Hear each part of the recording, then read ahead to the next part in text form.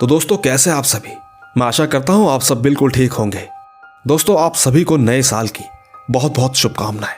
मैं दुआ करूंगा कि आप सभी अपनी जिंदगी में अच्छे और सही तरीके से आगे बढ़ते रहे। बाकी मुझे पूरी उम्मीद है आप सभी ने न्यू ईयर बहुत अच्छे से मनाया होगा। साथ ही दोस्तों हमारी आज की कहानियां भी आपको ज़रूर पसंद आएगी। बस अगर आप पहली बार मेरे इस चैनल पर आए हैं और पहली बार ही मेरी आवाज़ सुन रहे हैं तो कृपया करके चैनल को अभी सब्सक्राइब करके बेल बटन ऑल पे कर लीजिए। साथ ही दोस्तों अगर आप ये चाहते हैं कि मैं आपकी कहानियों को अपनी आवाज़ दूं तो कहानियाँ सुनने के बाद आप मुझे इंस्टाग्राम पर मैसेज कर सकते हैं। मेरी आईडी है महेश आर्या यूट्यूबर। कहानियों के बाद मैं आप सबको वहीं मिलूंगा। तो दोस्तों बिना देरी किए जल्दी से अपने अपने हेडफोन लगाएं और शुरू हो जाए मेरे यानी महेश के साथ।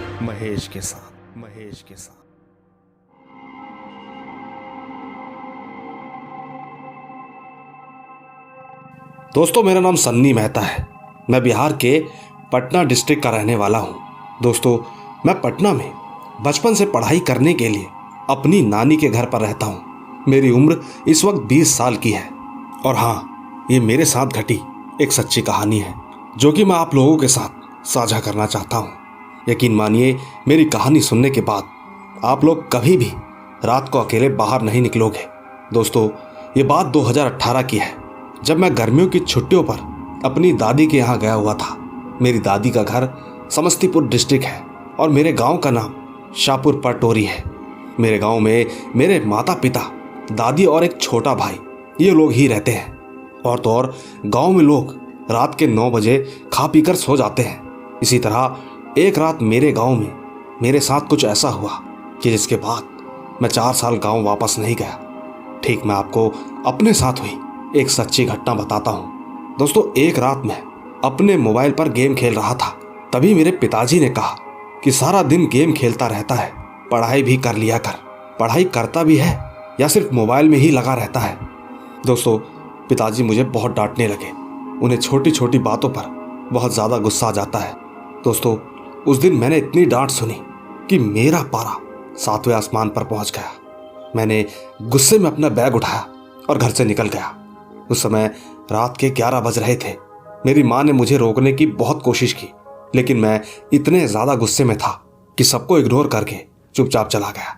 मैं घर से निकलने के बाद सीधा स्टेशन की तरफ बढ़ने लगा।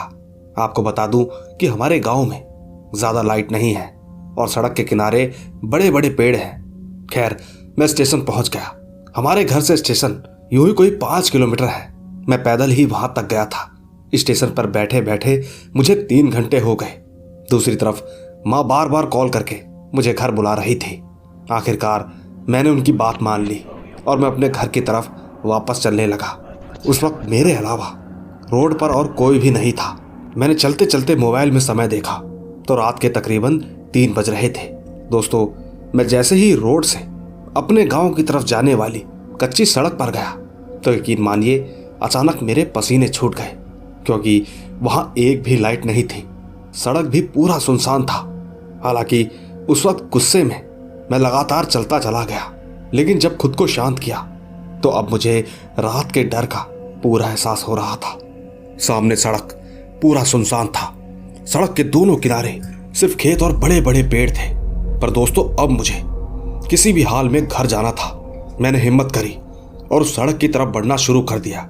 दोस्तों मुझे आगे चलते चलते मुश्किल से 5 या 7 मिनट हुए होंगे कि मैंने देखा सड़क के किनारे एक बड़ा सा तालाब था और उसके ठीक बगल में बड़े बड़े खजूर के पेड़ थे। उसमें से कोई काला आदमी जिसकी हाइट करीब 10 या 15 फीट रही होगी वो मेरी तरफ आ रहा था। वो नज़ारा देखकर मेरे रोंगटे खड़े हो गए। मेरा दिमाग एकदम से सुन्न पड़ गया। मेरी पूरी बॉडी मानो एकदम जम गई। एक बार को तो मैं वहां से हिल तक नहीं पा रहा था। देखते ही देखते वो 15 फीट का आदमी मेरे सामने आकर खड़ा हो गया और मुझे देखकर बहुत जोर से हंसने लगा। मुझे तो ऐसा लग रहा था कि जैसे ये आज मेरा आखिरी दिन है। मैं अंदर ही अंदर अपने आप को कोसे जा रहा था। काश मैं अगर माँ की बात मान लेता और रात को घर छोड़ कर नहीं जाता तो शायद आज सब कुछ ठीक होता। मैं ये सब कुछ सोच ही रहा था कि तभी वो खड़ा आदमी मेरे गले की तरफ हाथ बढ़ाने लगा। दोस्तों उसने जैसे ही मुझे पकड़ने की कोशिश की तो नहीं मालूम उसको ऐसा झटका लगा कि वो मुझसे 20 कदम पीछे की तरफ गिर पड़ा। गिरने के बाद वो मुझे बहुत गुस्से में देखने लगा। बस मैंने वही मौका देखकर वापस पीछे की तरफ भागने लगा। भागते भागते मुझे रास्ते में बजरंग बली का मंदिर दिखा। मैंने उस मंदिर में जाकर सांस ली। दोस्तों, मैं आपको बता दूं कि मैं भगवान विष्णु का बहुत बड़ा भक्त हूं। मैं हमेशा से उनकी लॉकेट को अपने गले में पहनता हूं। शायद इसी लॉकेट की वजह से वो शैतान मेरा कुछ नहीं बिगाड़ पाया। सुबह जैसे ही मैं अपने घर पर गया और मैंने अपने परिवार को ये बात बताई तो घर वालों ने मुझे दोबारा डांट लगाई। लेकिन दोस्तों, इस बार उनकी डांट जायज थी। साथ ही दोस्तों, अभी के लिए ये कहानी इतनी ही है, लेकिन ये कहानी अभी खत्म नहीं हुई है। यकीन मानिए, उस दिन से लेकर आज तक 2023 भी आ चुका है। मेरे साथ कभी कभी कुछ ऐसा होता है जो मैं अपने सपने में भी नहीं सोच सकता। एक तरह से मान लीजिए, उस दिन के बाद से मेरी जिंदगी ही बदल गई है। बस कहानी का अगला भाग आप लोगों तक 10 जनवरी 2023 को पहुंच जाएगा। तब तक के लिए जय श्री हरि नारायणा। तो दोस्तों, देखा आपने, ये थी सन्नी मेहता की कहानी। दोस्तों, कहानी इनकी बड़ी लाजवाब थी। नहीं मालूम आपको इस कहानी से कितना डर लगा होगा। हाँ, अगर आपको इनकी कहानी के बारे में कुछ भी कहना है तो नीचे कमेंट्स बॉक्स में जरूर कमेंट करें, क्योंकि तब तक मैं ले चलता हूं आपको हमारी आज की दूसरी कहानी की तरफ। आइए सुनते हैं। दोस्तों, मेरा नाम काजल सिंह है और मैं यूपी के झांसी में रहती हूं। ये कहानी 20-21 साल पहले की है। मेरे 2 मौसी के बेटों की। मेरी मौसी लोग एमपी के एक छोटे से गांव में रहते हैं और ठीक उनके बेटों को आगे की पढ़ाई करनी थी। दोनों एक ही क्लास में थे। वो आगे पढ़ने के लिए भोपाल शिफ्ट हो गए। उस वक्त उन्हें गांव में कोई कॉलेज नहीं मिल रहा था और उन्हें मेडिकल की स्टडी करनी थी। खैर, भोपाल में जब वो शिफ्ट हुए और वो जिस घर में थे वो घर बहुत अच्छा था। मैं आपको उनके घर का नक्शा बताती हूँ। उनका रूम फर्स्ट फ्लोर पर था। नीचे लैंडलॉर्ड रहते थे और आंगन से सीढ़ियों के ऊपर चढ़ने पर पहले बहुत खुली बैल्कनी थी। उसी बैल्कनी में एक वॉशरूम था और वॉशरूम के बगल में भैया का रूम था। खैर, पहली बार बाहर रहने पर दोनों को बुरा तो लग रहा था, पर दोनों की मजबूरी भी थी। बस इसी तरह थोड़े दिन तो अच्छे बीते, पर एक शाम कुछ दिन बाद ही दोनों ने नोटिस किया कि लेट नाइट जब दोनों स्टडी करते थे तो अक्सर बाहर वॉशरूम में नल अपने आप खुल जाता था। पहले तो उन्हें यह लगा कि शायद कोई प्रॉब्लम होगी। इसके बारे में जब समय मिलेगा तो लैंडलॉर्ड को बोलेंगे। एक चीज और, जब दोनों उस रूम में रहते थे तो उसके बाद से रोज शाम को एक लेडी नीचे से आती और बैल्कनी में आकर खड़ी हो जाती। उसका चेहरा हमेशा रोड की तरफ रहता था। भैया अक्सर सोचते थे कि ये शायद लैंडलॉर्ड के यहाँ की लेडी होगी। वो अक्सर पल्लू करके रहती थी। उन्होंने उसका चेहरा कभी नहीं देखा था, क्योंकि यूपी और एमपी में कई एरियाज में लेडीज पल्लू करके रखती हैं। तो ठीक भैया ने भी नॉर्मल समझा कि शायद मकान मालिक की बहू शाम को हवा खाने आती होगी। उन्होंने एकदम इग्नोर कर दिया। एक दिन की बात है, दोनों रूम में स्टडी कर रहे थे। स्टडी करते करते अचानक से बाथरूम में से नल की आवाज आने लगी। एक बार को तो उन्हें ऐसा लगा कि जैसे कोई औरत अपने छोटे बच्चे को लोरी गा गा कर नहला रही हो। उस वक्त यकीन मानिए दोनों की सिट्टी पिट्टी गुम हो गई। वो दोनों एक दूसरे की तरफ देखने लगे। उस वक्त एक भाई ने दूसरे भाई को कहा कि चल चेक करते हैं, लेकिन दूसरे ने कहा कि भाई नहीं, तू अकेले जा। पर इतने में ही वो आवाज वापस बंद हो गई। दोनों अपनी अपनी जगह पर चुपचाप लेट गए। दोनों भगवान का नाम लेकर सोने लगे। इसके बाद जैसे ही अगले दिन सुबह हुई तो बड़े भैया ने कहा कि अब इस घर में नहीं रहना, चलो वापस गांव चलते हैं। फिलहाल के लिए आसपास दूसरे घर में शिफ्ट करके निकलते हैं। इसके बाद वो तैयार होकर पड़ोस की आंटी से किसी और रूम के बारे में पूछने गए। साथ ही उन्होंने अब तक की सारी बात उन आंटी को बताई। उन्होंने बताया कि एक लेडी भी हमारे टेरेस पर रोज शाम को आकर खड़ी हो जाती है। हम दोनों बैचलर हैं, उसके आने से हमें अनकंफर्टेबल महसूस होता है। ये सब सुनते ही आंटी ने कहा, कौन सी औरत? भैया ने कहा कि शायद लैंडलॉर्ड की बहू होगी। आंटी ने तुरंत कहा, उनकी बहू तो बहुत साल पहले ही मर चुकी है, और हाँ, वो तुम्हारे ऊपर वाले ही रूम में रहती थी। वैसे तुम लोग जितना जल्दी हो सके यहाँ से शिफ्ट हो जाओ। तुम्हें अपनी लाइफ को रिस्क में डालने की कोई ज़रूरत नहीं है। दोस्तों, सेम डे पर घर शिफ्ट करना कोई आसान बात नहीं है। बस इसी के चलते उन्होंने अनंत फाइनेंशियल में अपना सामान रख दिया और दोनों गांव चले गए। गांव पहुंचने के बाद जैसे ही रात हुई, दोनों भैया लेट गए। उनका पूरा परिवार फर्स्ट फ्लोर पर ही सोते थे, पर उनकी खिड़कियां जैसे गांव में बहुत नीचे बनी होती हैं वैसे ही थी। सोते सोते एक भैया को तो खिड़की के बाहर से आवाज़ आई। उन्हें ऐसा लगा कि जैसे उन्हें कोई बुला रहा हो। भैया ने थोड़ा सा उठकर देखा तो उनके घर से थोड़ी दूरी पर एक कुआं था। वहां उन्हें एक लेडी खड़ी दिखाई थी जो कि ठीक उनको बुला रही थी। भैया एकदम से चिल्लाने लगे। उन्होंने तुरंत अपने पिताजी को उठाया और कहा कि वो औरत मुझे नीचे बुला रही है। औरत की बात सुनकर छोटे भाई ने झांक कर देखा तो कोई नहीं था, लेकिन वो औरत बड़े भाई को अभी भी लगातार दिख रही थी। सबने सोचा कि शायद ये ज्यादा डर गया होगा। सबने उन्हें समझाकर किसी तरह चुपचाप लेटा दिया। लेकिन दोस्तों, थोड़ी देर बाद भैया को वो आवाज फिर से सुनाई थी। भैया ने फिर से झांक कर देखा तो पाया कि वो औरत ठीक उनके घर के नीचे खड़ी थी। वो उनको लगातार बुला रही थी। वो बोल रही थी कि तू नीचे आ रहा है या मैं ऊपर आ जाऊं? तू मुझे छोड़कर यहां कैसे आ गया? भैया ने डर के मारे फिर से चिल्लाकर बोला कि पिताजी, वो मुझे फिर बुला रही है, मुझे बचा लो, नहीं तो वो ऊपर आ जाएगी। दोस्तों, मेरे मौसा जी ने मामला सीरियस समझकर नीचे गेट के पास गए। वहां पहुंचकर उन्होंने अपने देवता को याद किया और अगरबत्ती जलाई। इसके बाद वो अगरबत्ती की राख लेकर उन्होंने भैया के सर पर लगा दी। यकीन मानिएगा, इसके बाद इन्हें बेहद आराम मिला और तो और वो औरत भी दिखना बंद हो गई। बस इतनी ही थी ये कहानी। तो दोस्तों, देखा आपने, ये थी काजल सिंह की कहानी जो कि उनके मौसी के बेटों के साथ घटी थी। दोस्तों, कहानी तो इनकी भी लाजवाब थी। मैं उम्मीद करूंगा कि आपको इनकी कहानी जरूर पसंद आई होगी। बाकी दोस्तों, आपको कैसी लगी नीचे कमेंट जरूर कीजिएगा, क्योंकि तब तक मैं ले चलता हूं आपको हमारी आज की तीसरी कहानी की तरफ। आइए सुनते हैं। दोस्तों, मेरा नाम स्वाति है। यह बात आज से ठीक 5 साल पहले की है, जब मेरी उम्र 14 साल की थी। मैं यूपी के इस्लाम नगर में रहती थी। मेरे मम्मी पापा, एक छोटी सिस्टर और एक छोटा भाई, हम 5 लोग रहते थे। हमारे चाचा चाची और बाबा अलग रहते थे।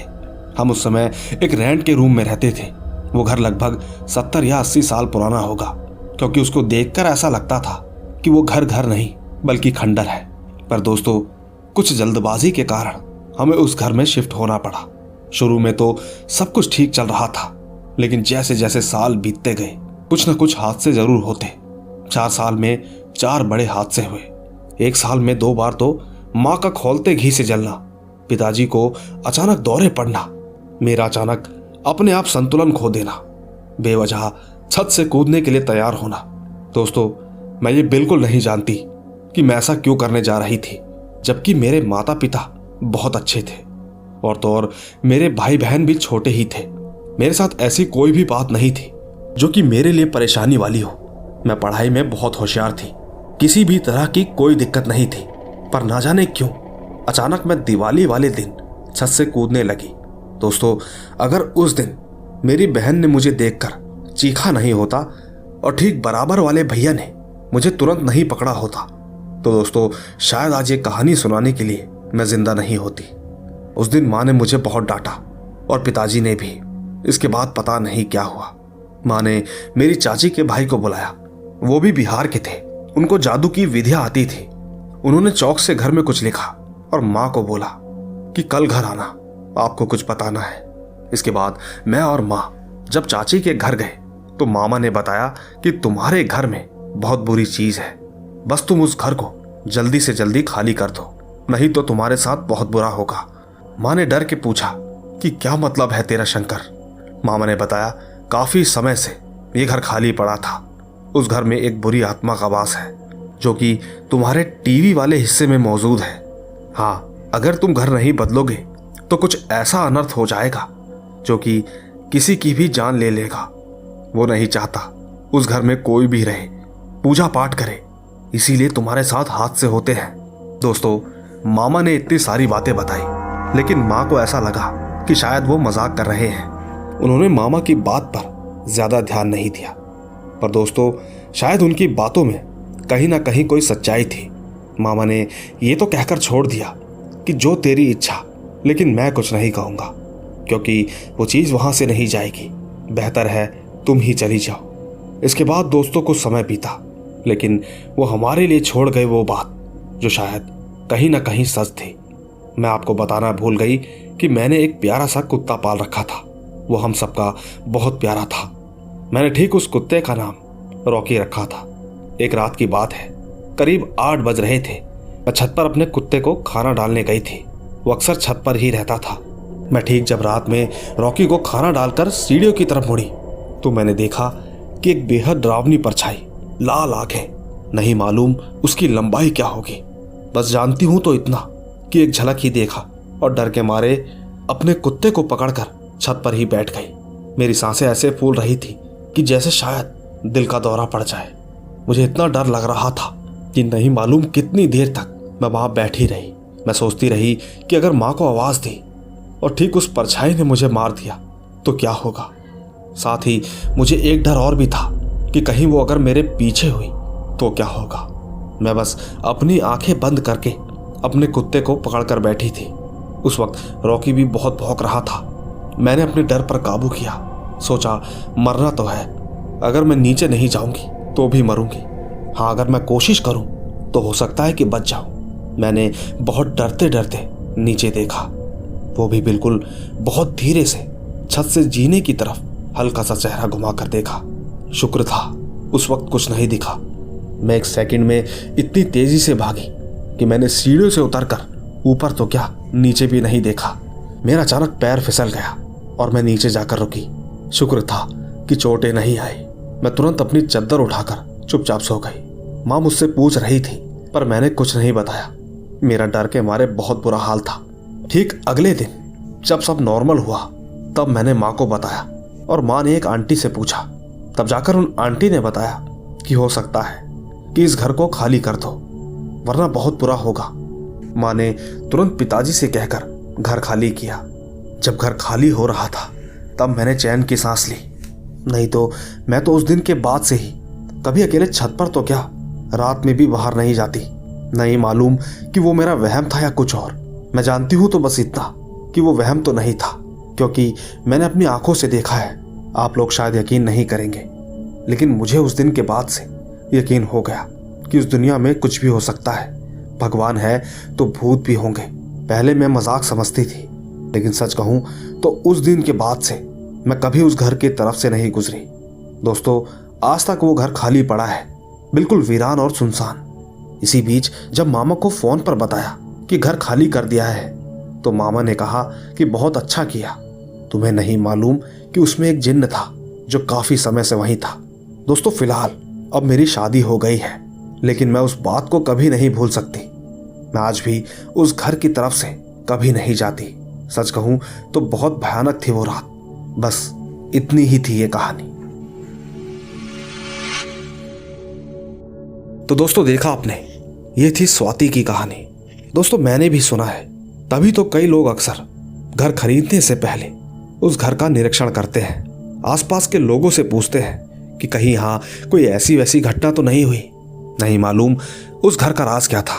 मगर हाँ दोस्तों, कहानी इनकी बहुत लाजवाब थी। आपका क्या कहना है नीचे कमेंट्स में जरूर बताइएगा। बाकी मैं ले चलता हूं आपको हमारी आज की चौथी कहानी की तरफ। आइए सुनते हैं। हेलो दोस्तों, मेरा नाम है छगन और मैं रायपुर जिले के अरंग शहर से हूं। मेरी इस घटना को आप एकदम ध्यान से सुनना, तब जाकर कहीं अपनी राय देना। मेरी एक एक बात बिल्कुल दूध की तरह साफ है।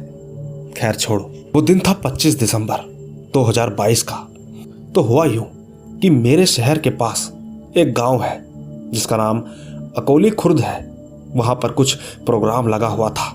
वो गांव मेरे शहर से बस 4 या 5 किलोमीटर दूरी पर था। उस वक्त मेरे साथ मेरे 2 दोस्त भी थे। उनमें एक का नाम युवराज था और एक का कुबेर। वहां पहुंचने के लिए हमें शमशान के रास्ते से जाना था। हम ठीक उसी रास्ते से जा भी रहे थे। चलते चलते हमने देखा कि शमशान पर किसी का शव जल रहा था और रात के 11 भी बज गए थे। उस वक्त सर्दी इतनी थी कि जैकेट का कोई असर नहीं। उस बीच मुझे मेरे एक दोस्त ने कहा कि छगन, रात काफ़ी हो गई है और सामने कोई शव भी जल रहा है। हम ऐसा करते हैं कि यहाँ से वापस चले जाते हैं। दोस्तों, उसका इतना बोलते ही युवराज बोलने लगा, चल बे डरपोक, डरने की कोई बात नहीं, ऐसी कोई चीज़ नहीं है। उसके बोलते ही मैंने भी तुरंत कहा कि युवराज सही बोल रहा है। यकीन मानो, हम दोनों का तो अंदाज और मन एक जैसा है। पर दोस्तों, थोड़ी आगे जाने के बाद हमारे साथ कुछ ऐसा हुआ कि हम तीनों की मानो सांसें सी रुक गई, क्योंकि जिस जगह पर वो सब जल रहा था ठीक उसी के पास हम लोगों की बाइक अचानक से बंद हो गई थी। इसी बीच मेरे दोस्त ने कहा कि भाई कुछ अपशगुन ना हो जाए। फिर हमने कहा कि तू फालतू में ना डर, कुछ नहीं होगा। हमने तुरंत गाड़ी चेक की। चेक कर कर पता चला कि गाड़ी तो बिल्कुल ठीक है। फिर युवराज ने कहा कि भाई हम लोग यहाँ से थोड़ी दूर पैदल ही चलते हैं। हम लोग आगे की तरफ बढ़ने लगे।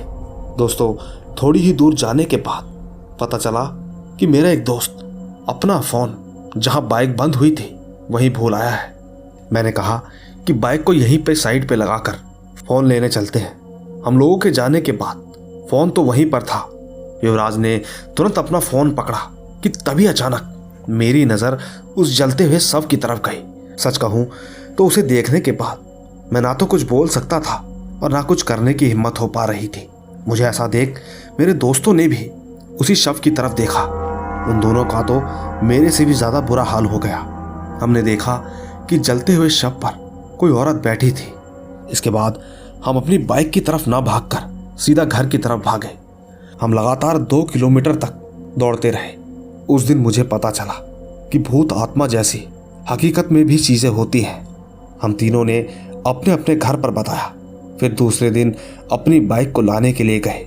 क्या बताऊं आपको, मुझे तो सुबह जाने में भी डर लग रहा था। वैसे कहूं तो मेरी ये कहानी इतनी ही है। बस इस कहानी से आप सभी को ये बताना चाहता हूं कि मानो या ना मानो, ये चीज़ें होती हैं।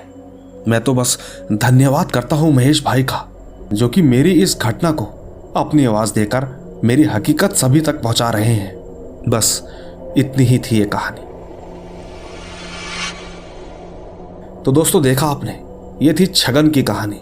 ज़रूर बताइएगा आपको इनकी कहानी में कितनी सच्चाई लगती है, क्योंकि मैं ले चलता हूं आपको हमारी आज की 5वीं कहानी की तरफ। आइए सुनते हैं। दोस्तों, ये कहानी मेरे दोस्त शिवा शर्मा की है। बात है 2022 9 मार्च की।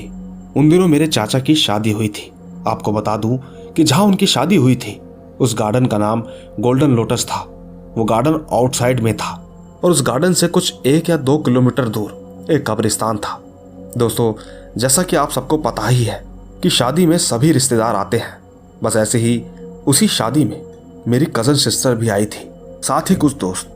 दोस्तों, मेरे दोस्तों को कुछ गंदी आदत थी, जैसे कि सिगरेट पीनी वगैरह। तो ठीक मेरे दोस्तों को उस दिन सिगरेट पीनी थी। वो मुझे अपने साथ लेकर गए। मैंने आपको पहले भी बताया था कि गार्डन से कुछ दूर एक कब्रिस्तान था और कब्रिस्तान से कुछ दूर एक सिगरेट की शॉप थी। मैं ठीक उनके साथ उस शॉप पर गया। लेकिन मैं आपको बता दूं कि मेरे दोस्तों के साथ एक लड़की और आई थी, जो कि मुझे लाइक वगैरह करती थी। वो मुझे बस यही बोलने के लिए मेरे पीछे आई। लेकिन दोस्तों, वो जिस गाड़ी से मेरे पीछे आ रही थी, वो गाड़ी पता नहीं कैसे लेकिन कब्रिस्तान के सामने बंद हो गई। उन्होंने गाड़ी को चालू करने की बहुत कोशिश की, लेकिन वो चालू नहीं हो रही थी। वो बस लिफ्ट मांग रहे थे। हम सब सिगरेट की शॉप से वापस आ रहे थे। तब मुझे आराध्या की गाड़ी कब्रिस्तान के सामने रोड पर गिरी मिली। मैं और मेरे दोस्त तुरंत आराध्या को ढूंढने लगे, लेकिन वो तो मुझे कब्रिस्तान में पेड़ के नीचे बैठी दिखी। मैंने उसे काफी आवाज दी, लेकिन वो सुन ही नहीं रही थी। वो बस अपना सर नीचे करके बैठी थी। मैंने उसको उसका हाथ पकड़ के हिलाया, तब जाकर कहीं वो होश में आई। मैं उसे तुरंत शादी में ले गया, लेकिन पता नहीं क्यों वो वहां पहुंचकर बहुत ज्यादा खाना खाने लगी, वो भी बिना रुके। उस बीच जब आराध्या की मां ने उसे देखा तो वो तुरंत समझ गई कि शायद इसके ऊपर कोई हवा लग गई है। हमने तुरंत पंडित जी को बुलाया उन्होंने बताया कि ये कब्रिस्तान के सामने रुकी थी। ठीक वहीं पर इसे एक भूत ने पकड़ लिया है। पंडित ने तुरंत कुछ कुछ मंत्र मारे तो पता चला कि आराध्या के अंदर जो भी था वो उन्होंने उससे निकाल दिया। इसके बाद फिर शादी के कुछ दिनों बाद मैंने आराध्या से पूछा कि आप वहां क्यों गई थी। तब जाकर उन्होंने मुझे सब कुछ बताया। इसके बाद मैंने उसे समझाया कि देखो, हम दोनों भाई बहन हैं, हमारे बीच में कुछ भी नहीं हो सकता। तुम्हारा भाई मेरा बहुत अच्छा दोस्त है, बाकी आगे से कभी भी रात को इस तरह बाहर मत जाना। बस दोस्तों, इतनी ही थी ये कहानी। तो दोस्तों, देखा आपने, ये थी शिव की कहानी। जरूर बताइएगा आपको इनकी कहानी कैसी लगी, क्योंकि मैं ले चलता हूं आपको अब हमारी आखिरी कहानी की तरफ। आइए सुनते हैं। दोस्तों, मेरा नाम केशव है और मैं उत्तराखंड का रहने वाला हूं। ये बात है सन 2014 की। उस समय गांव में लाइट की सुविधा बहुत कम थी। बहुत कम गांव तक लाइट पहुंचती थी और उस टाइम वहां कोई ज्यादा वाहन भी नहीं थे। हमें अक्सर पैदल ही जाना पड़ता था। त्योहार का दिन था, मकर संक्रांति। तो ठीक मैं और मेरे दादाजी अपनी बुआ को पकवान देने गए थे।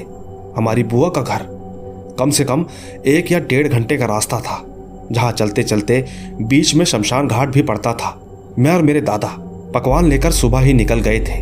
हमें ठीक शाम को भी वापस आना था, तो हम अपनी बुआ के घर गए। हम 1 या 1.5 घंटे बाद बुआ के घर पहुंच गए। हमने वहां सबको खाना खिलाया और पकवान दिए। उन्होंने कहा कि थोड़ी देर तक रुक कर चले जाना। हम भी थोड़ी देर और रुक गए, लेकिन जब शाम को देखा तो पाया कि हम बहुत लेट हो चुके थे। हमने कहा कि बुआ जी, हमें निकलना चाहिए क्योंकि बहुत देर हो चुकी है, जाते जाते रात हो जाएगी। दोस्तों, हमें निकलते हुए 8 बज गए थे। हम दोनों रास्ते में चल ही रहे थे। चलते चलते हम ठीक उसी शमशान घाट के पास पहुंचे। हमने देखा कि वहां एक चिता जल रही थी।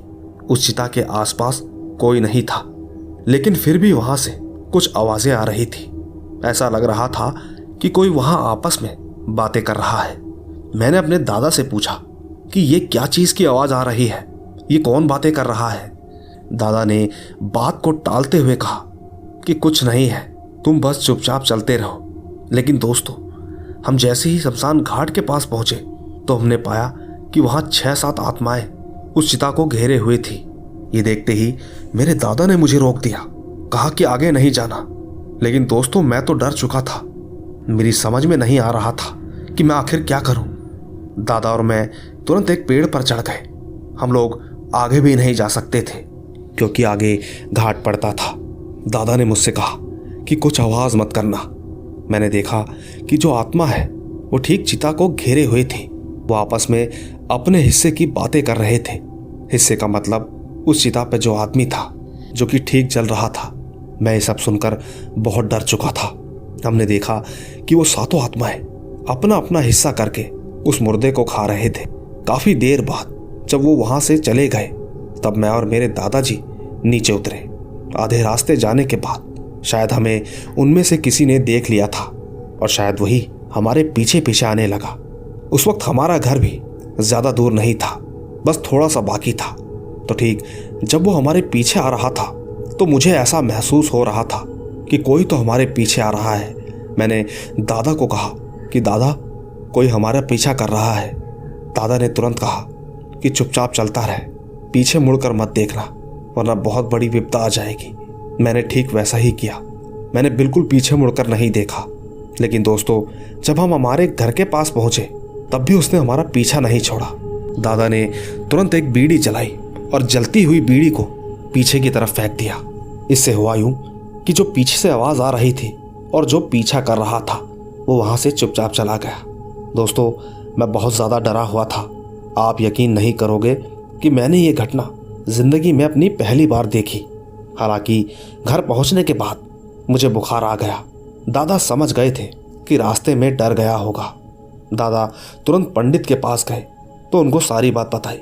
पंडित ने कहा कि ये बहुत ज़्यादा डर गया है, इस वजह से इसको बुखार आ गया है। पंडित जी ने मेरे हाथ पे धागा बांधा और मंदिर की विभूति मेरे सर पर लगाई। थोड़ी देर बाद मुझे ठीक लगने लगा। इसके बाद कुछ दिनों तक रात को सोने से पहले वो विभूति दादाजी मेरे सर पर लगाते थे। बस उन दिनों की वजह से अब सब कुछ ठीक है। मैं नहीं चाहता कि ये घटना फिर से मेरी जिंदगी में दोबारा हो, क्योंकि दोस्तों जो ऐसे डर का सामना कर पाता है, एक बार आप उनसे खुद पूछ कर देखिएगा, यकीन मानना आपके भी रोंगटे खड़े हो जाएंगे। बस इतनी ही थी ये कहानी। तो दोस्तों देखा आपने, ये थी केशव की कहानी। दोस्तों केशव की कहानी के साथ साथ आपको हमारी आज की कहानियां कैसी लगी, नीचे कमेंट्स में जरूर बताइएगा। मुझे उम्मीद है कि आपको ये सभी कहानियां जरूर पसंद आई होगी। बाकी दोस्तों अब वक्त है चलने का, और वैसे भी मैं तो आपको मिलता ही रहूंगा इसी तरह की रोमांच भरी रहस्यमयी कहानियों के साथ। बस आप तब तक अपना और अपने परिवार का ख्याल रखें। चलता हूं, बाय बाय।